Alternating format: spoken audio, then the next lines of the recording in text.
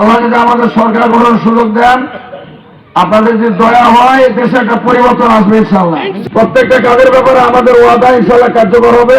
আমরা আমাদের সোনা মসজিদ স্থল বন্দর আধুনিকরণ করে লেনদেন বাড়াতে চাই, ব্যবসা বাণিজ্যের পরিধি বাড়বে ইনশাআল্লাহ। আমরা ওই স্থাপত্য যে সমস্ত আমাদের ঐতিহাসিক স্থাপত্য আছে এগুলোকে নিয়ে এগুলোকে সংস্কার করে আমরা বিদেশি এবং দেশি পর্যটকদের জন্য একটা পর্যটন কেন্দ্র বানাতে চাই। দেশের ইনকাম হবে, ব্যবসা বাণিজ্য বাড়বে। আমরা আমকে নিয়ে চিন্তা করেছি, আম আজকে আমাদের সর্বনাশ হয়ে গেছে, সেটাকে আমাদের ফিরিয়ে আনতে হবে। আমরা এই সমস্ত বিষয়গুলো একটা একটা করে বাস্তবায়ন করবো। আপনাদের বলে আমরা যা বলছি ইনশাআল্লাহ করতে চেষ্টা করবো। জেলা একটি বিশ্ববিদ্যালয় হবে, আমাদের দাবি সেই জনবহুল উপজেলা এখানে বিশ্ববিদ্যালয় হওয়া দরকার। একটি মেডিকেল কলেজ বেসরকারি হলো উদ্যোক্তা নিয়ে আসবো, আমরা এই মেডিকেল কলেজ শিখবো হবে ইনশাআল্লাহ। বেসরকারি হলো মেডিকেল কলেজ হবে। এই ধরনের বহুমুখী স্বপ্ন আমাদের আছে।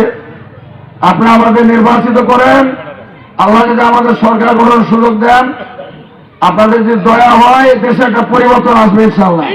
সম্পত্তি নদীতে গেলে শিকস্তি হয়ে যাবে, তাদের হাত থেকে হাত ছাড়া হয়ে যাবে, আল্লাহ হতে দেব না ইনশাআল্লাহ। চেষ্টা করবো প্রত্যেকটা কাজের ব্যাপারে আমাদের ওয়াদা ইনশাআল্লাহ কার্যকর হবে। আমরা কথা নয় কাজে প্রমাণ করবো ইনশাআল্লাহ। আপনাদের কাছে আমাদের একটাই দাবি, আপনার নতুন সেই পথ দেখতে চান কিনা বলেন।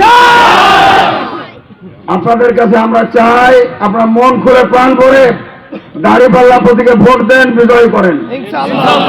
আমাদের বিজয় আমার বিজয় নয়, কেরামতের বিজয় নয়, ডাক্তার শফিকুর রহমানের বিজয় নয়, এই বিজয় জনতার বিজয় হবে ইনশাআল্লাহ। মানবতার বিজয় হবে। আমরা আদর্শের বিজয় দেখতে চাই।